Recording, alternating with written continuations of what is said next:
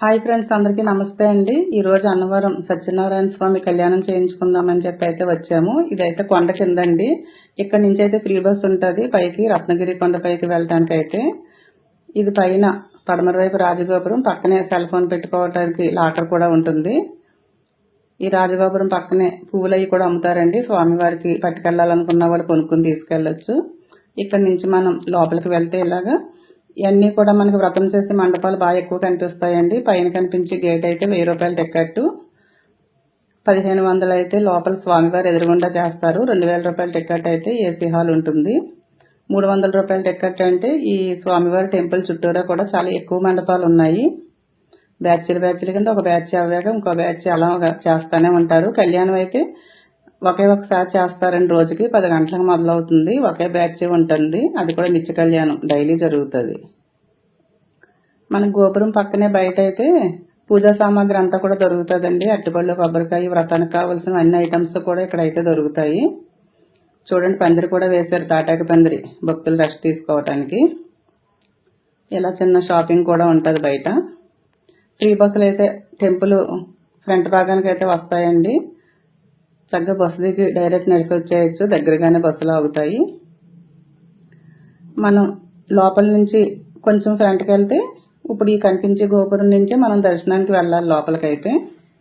ఇక్కడ కళ్యాణం చేయించుకున్న వాళ్ళకి, టికెట్ తీసుకున్న వాళ్ళకి కూడా ఇదే దారండి. ఇటు నుంచే మనం లోపలికి వెళ్తాము. 1500 రూపాయల టికెట్, 2000 రూపాయల టికెట్ కూడా ఇటే వెళ్తారు. ఫ్రీ దర్శనం అయితే కొంచెం అటు సైడ్ ఉంటుంది. ఇక్కడ మనం దీపాలు పెట్టుకోవటానికి ఒత్తులు కూడా అమ్ముతుంటారు. ఈ గోపురం ఎదురుగుండానే పెద్ద రావి చెట్టు ఉంటుంది. ఆ రావి చెట్టు దగ్గరే చుట్టూరా విగ్రహాలు కూడా ఉంటాయండి. ఆంజనేయ స్వామి, వినాయకుడు, ఇలా అన్ని విగ్రహాలు ఉంటాయి. ఇక్కడ అందరూ కూడా దీపాలు కొనుక్కుని అయితే వెలిగించుకుంటున్నారు. చెట్టు కూడా చూడండి, రావి చెట్టు చాలా పెద్ద చెట్టు అయితే ఉంది. ఇక్కడైతే ఇలా వినాయకుడి విగ్రహం కూడా ఉంటుందండి. నాగదేవత విగ్రహం, శివలింగం, నందీశ్వరుడు విగ్రహాలు కూడా ఉంటాయి. వీటి దగ్గర అందరూ కూడా పసుపు కుంకుమ వేసి పూజ చేసుకుని దీపాలు అయితే పెడతారు. ఇక్కడ గోశాల కూడా ఉందండి. చక్కగా రౌండ్గా ఉంటుంది గోశాల. చుట్టూరు అయితే ఆవులు కట్టి ఉంటాయి. మధ్యలో కృష్ణుని పెట్టారు. అక్కడ పూజారి ఆయన కూడా ఉంటారు. మనం ఈ రౌండ్ అంతా తిరిగి ఆవులను చూసి వచ్చి కృష్ణుడి దర్శనం చేసుకుని బయటకు రావచ్చు. ఇక్కడ మనం గడ్డి అది ఆవులకు పెట్టాలంటే బయట అమ్ముతారు. అక్కడ మనం అయితే కొని పెట్టచ్చు.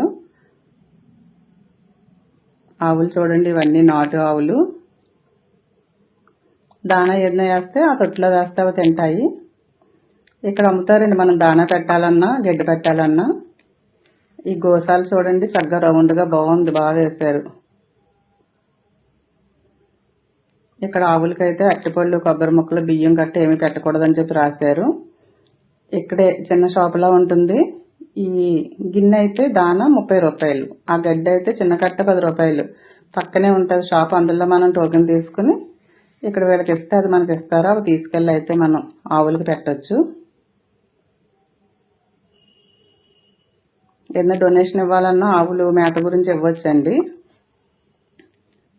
అక్కడి నుంచి కొంచెం ఫ్రంట్కి వెళ్తే ఓపెన్ ప్లేస్ అంతా కూడా చాలా బాగుంటుంది. షెడ్లు అవి వేసి ఉంటాయి. ఇదైతే కోటి తులసి పూజ జరుగుతుంది అంటండి. ఇక్కడ కోటి తులసి పత్రి పూజ చేసినప్పుడు ఒక పెద్ద హాల్ ఉంది, అక్కడ చేస్తారు. వాహనశాల అని చెప్పేసి ఇక్కడైతే వాహనాలు అన్నీ ఉన్నాయి. లోపలికి వెళ్ళటానికి లేదండి, అద్దం ఉంది. అద్దంలోంచి అయితే వాహనాలు ఇలా కనిపిస్తున్నాయి. స్వామివారిని ఊరేగిస్తారు అనుకుంటా. రామాలయం అండి. ఇక్కడ అన్నవరం క్షేత్రపాలకుడు రాముల వారు. ఇక్కడ రామాలయం కూడా ఉంది. ఫలభా యంత్రం అంటే ఇది సూర్య గడియారం అంటారు కదా. పూర్వకాలం గడియారాలు లేని టైంలోని ఈ సూర్య గడియారం నుంచే నీడ పడుతుంది కదా, దాన్ని బట్టి టైం ఎంత అయిందని చెప్పేసి తెలుసుకునేవారు. పూర్వం గడియారం లేనప్పుడు మన ఇంటి దగ్గర కూడా అలాగే చూసుకునేవారు కదండి. పూర్వం వాళ్ళు అయితే ఎండ వాకిట్లు ఇంతవరకు వచ్చింది, 2 అవుతుంది, కొంచెం నీడ ఎదరకు జరిగింది, 3 అవుతుంది అని చెప్పి చెప్పేవారు. ఆ టైప్లో ఇక్కడ కొన్ని ప్లేసులు ఇలా కట్టొస్తే దీన్ని బట్టి టైం ఎంత అయిందో తెలుసుకునేవారట అప్పుడు. ఇక్కడ నుంచి వస్తే సత్యనారాయణ స్వామి టెంపుల్ కూడా చూడండి, బాగా కనిపిస్తుంది. ఇటువైపు కనిపించేది అయితే నిత్య కళ్యాణ మండపం అండి. స్వామివారికి నిత్యం కూడా ఇక్కడ కళ్యాణం అయితే చేస్తారు. ఆ కళ్యాణ మండపం చూడండి, హాల్ అయితే ఎంత బాగుందో, చాలా పెద్దగా ఉంది హాలు. ఇక్కడైతే ఇప్పుడు సత్యనారాయణ స్వామి నిత్య కళ్యాణం కోసం అని చెప్పేసి విగ్రహాలని పల్లకీలో తీసుకొస్తారండి. మంగళ వాయిద్యాలతో మేళతాళాలతో చూద్దాం రండి.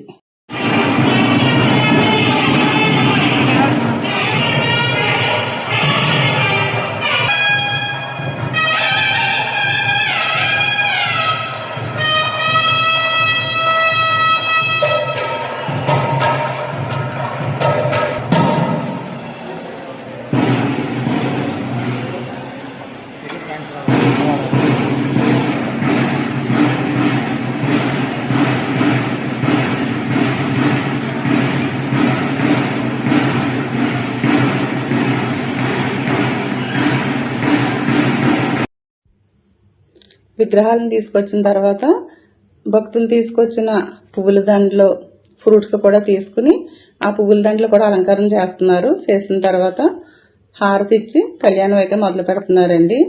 ఇక్కడ తప్పనిసరిగా పక్కనే చూడండి రాముల వారు సీతాదేవి విగ్రహం కూడా తప్పనిసరిగా ఉంటుందట. ఇక్కడ క్షేత్రపాలకుడు శ్రీరామచంద్రమూర్తి, ఆయన సమక్షంలోనే సత్యనారాయణమూర్తికి ఏం జరిగినా సరే శ్రీరామచంద్రమూర్తి సమక్షంలో జరుగుతుందట. శివుడు కేశవుడు ఒకటే అని చెప్పి చెప్తారు. మనకి సత్యనారాయణ వ్రతం చేయించుకున్నప్పుడు కూడా చెప్తారు కదండి అదే విషయం. చక్కగా కన్యాదానం చేసి సూత్రధారణ చేస్తున్నారు. తలంబరాలు పోయటం, జీలకర్ర బెల్లం పెట్టడం అన్నీ కూడా చాలా బాగా చేస్తున్నారండి. వేద మంత్రాలు తోటి మంగళ వాయిద్యాలతోటి చాలా చక్కగా పండిత స్వాముల వారు బాగా చేస్తున్నారు. అన్నీ ఎలా జరుగుతుందో చూద్దాము.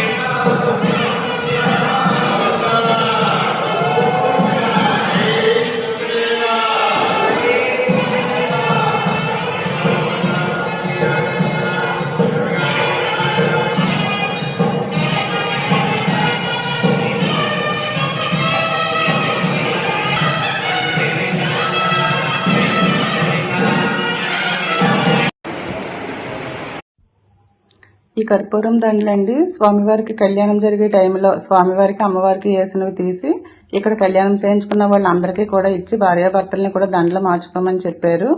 ఇక్కడ స్వామివారి దగ్గర పెట్టిన కండువా జాకెట్ ముక్క కూడా అందరికీ ఇచ్చారండి.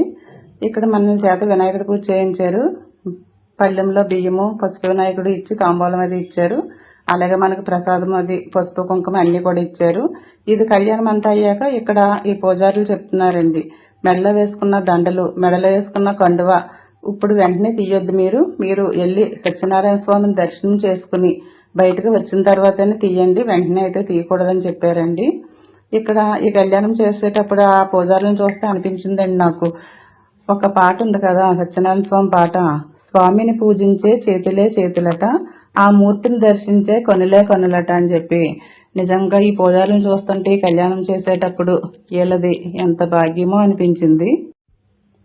ప్రతిరోజు కూడా భక్తితో నియమంతో పూజలు చేస్తారు కదండి పూజారులు, వాళ్ళ చేతులు ఎంత పుణ్యమో, వారు స్వామిని తాకే అదృష్టం పొందారు కదా, ఆ సేవ చేయటం జన్మ జన్మల పుణ్యమని అనిపించింది నాకు ఆ పూజారులను చూస్తేనే. స్వామివారి కళ్యాణం జరిగేటప్పుడు స్వామివారి దివ్యమూర్తిని కళ్ళారా చూసే అదృష్టం కలిగిన మన కళ్ళు కూడా ధన్యమే అనిపించింది. ప్రతి ఒక్కరికి కూడా ఆ దర్శనం దక్కదు కదా, ఆ క్షణం మన జీవితంలో ఒక పవిత్రమైన గుర్తుగా నిలిచిపోతుంది అనిపించింది నాకు. అన్నవరంలో కళ్యాణం చేయించుకోవటం అంటే కేవలం ఒక వేడుక కాదు, అది సత్యనారాయణ స్వామి వారి ఆశీస్సులతో దాంపత్య జీవితానికి ఒక ఆరంభం అనిపించింది. కొత్తగా పెళ్ళైన జంటలతో చేయిస్తాం కదండి, నిజంగా వాళ్ళ జీవితానికి అయితే ఒక ఆరంభమే కదా.